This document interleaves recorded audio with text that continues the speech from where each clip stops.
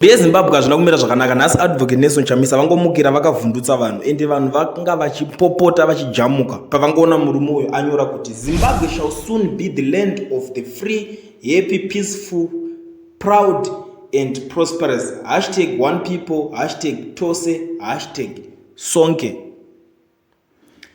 Macelebrity akawanda vauya vakakomenda vanhu vachitaura zvakasiyana siyana, asi mashoko anga achibuda ipapapo ungonyatsoona kuti mazimbabwenzi vane hasha, mazimbabwenzi vane kamwe kamuonero kava kutoita murume yeyu.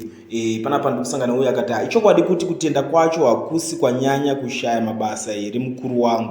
Umwe akati blessed land, umwe akati bra calm down chimbomira izvozvo. Umwe akati choice ndini kuti ndomirira shanduko here kana kuti ndofamba hangu nebenzi. Mumwe ari kutaura mafungiro ake. Mumwe panapa ari kutaura kuti unonyeba Nelson. Umwe akati mukuru wangu pari kuda plan kwete macodes. Umwe akati vanoziva zvemberi toramba tichiti hallelujah amen. Thanks my dear excellence for the point of view and powerful message to all of us citizens of Zimbabwe. Mumwe akati chingovhurai chechitano. Umwe akati how soon is soon prophet.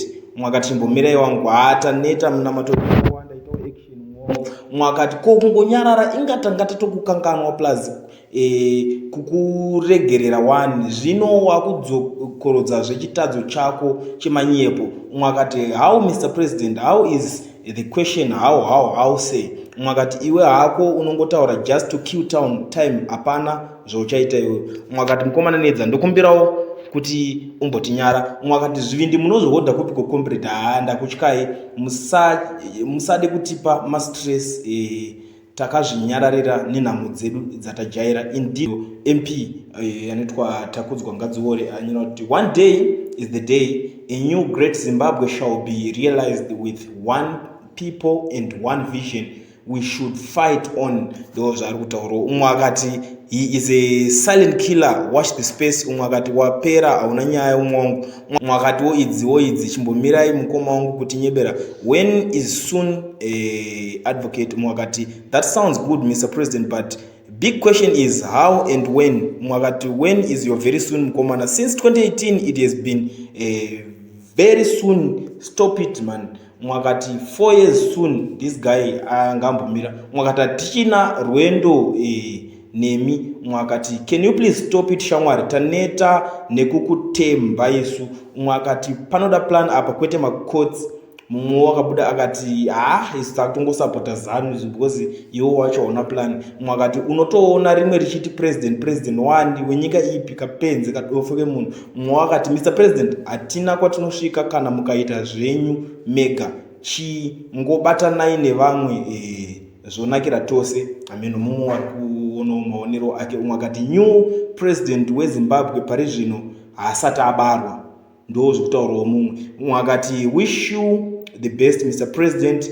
Umwe akati mudhara dai mambotimirira. Umwe akati zvakwana taneta kokungonyarara nhai pastor. Umwe akati takangotarisira tiriko kumateresi zvedu. Umwe akati tiri kuda date, hakuna date rinonzi soon pakalenda. Ndo mashoko ari kubvawo kune mumwe. Umwe akati kingman dai mambonyarara tanzwa nenhamo isu, we don't want to hear all that. Umwe akati hazviriko tichakurova izvedu mukuru. Umwe akati usatiudze false hope, tisiye tirarame nezviripo vamwe takafira mahara supporting you we are managing sezvatiri. I don't know kuti vari kuti vamwe takafira mahara kuti ighost riri kutaipa apa. Ameno hatisi kuziva. Umwe akati ndane 3 days ndichikwira kuenda kubasa ndichidzoka pasina kana client. Vanhu havana mari kunze uku. Pagroup chaipo pakamira wrong. Aya mashoko haaite zvitsverudzi chaizvo.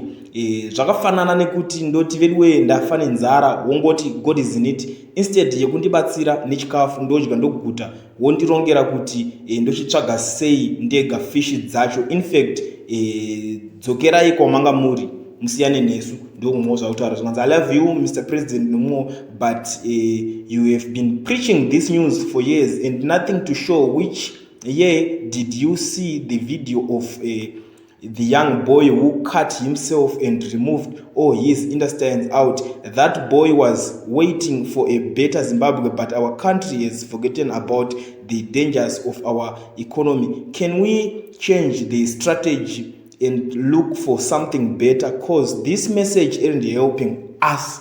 Mo arikubudira akati nero azvidi vafundisi izvi sewe zvenyika izvi our trust. Mumwe uyu anotiko laziti arikubudikira ipapo munongomziva mukomana anotaurisa anozvita music producer arikuti ndaneta nemashoko iwayo pamwe ifaith munhu washe, but kutenda kusina mabasa maybe one day pamwe vana vedu ndo vachasunungurwa. Zvaizvezvi kana ndamboda kuzvinzwa kuita kuora mumwoyo zvangu. Mwo anoitwa Dr. Togi Reverend Chivaviro wekuimba Ebenezer mudhara anyora kuti amen we believe you. Mwakati how soon is your soon comrade? Mwakati they all said that before we were born, now we are old and we still hearing the same anthem. Which Zimbabwe are you talking about? Because as far as I'm concerned, it will always be like this, and it's getting worse on a daily basis. Iwe nyika yevako nemakotsi man, vanhu vakatsamwa mwana. Mwakati my dream is to meet you, say you are a rare breed in our generation. Mumo arikutaura izvo zvakati Mr. President, you are too soft amana. Hatichina tariro mufunge taomerwa. Mwakati empty promises till when my brother, please tabo. Mwakati all hope are in you Mr. President, much love to you. Mwakati yes I personally believe you Mr. President, just time love you dearly my son. Mwakati you are Arsenal 6-9, or you and Arsenal 6-9 asikukanganza ake kunyora, but ndazogeta zvakuya zotaura. Mwakati you are not a motivational speaker. Why don't you be frank with us? I do love your charisma and what you stand for, but ZANU-PF doesn't respond to that. What's your next move? Muruda kuzorwa move ipapa. Mwarubudira kati stay focused by president. Let's put our eyes on the ball. One day change will come. Lots of love. Arubudira kati you are definitely the right advocate. You very soon will be the second republic is ready on course. We shall overcome. The how question is us. We should do everything possible to save our country. Mwakati amen makuru vanhu varongoramba vachingotaura. Vamwe vari kuti thank you president, all the best. Watanga denga haripindwe wai uchifamba watanga denga haripinde wai uchifarira kurwadzisa vanhu. You see, amen. Vanhu vari kutaura kuti vakutorwadziwa nemessage yanina zvikanzi Mr. Empty Promises verbal, you are his excellence, we will wait and see. I lost hope long back. Mo arikutaura kuti ndakatozvisiya. Mwakati opposition politics ended in 2008 in Zimbabwe. We are on the one party pedestrian. It's good that food is available in supermarkets, but now the ways of getting a means of income ndo yakutongonetsa.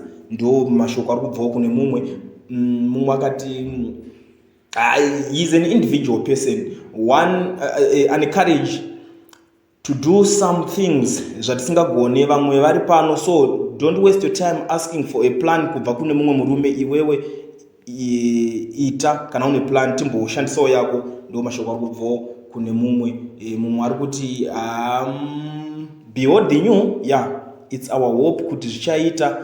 I can see the changes Mr. President. Tsepete mwakati tingataura hedu zvipi nezvipi, the biggest weapon kubatsira nero is your vote. Nevasina kuvhota vanongopopota munoda kuti nyika yacho igadzirwe nani.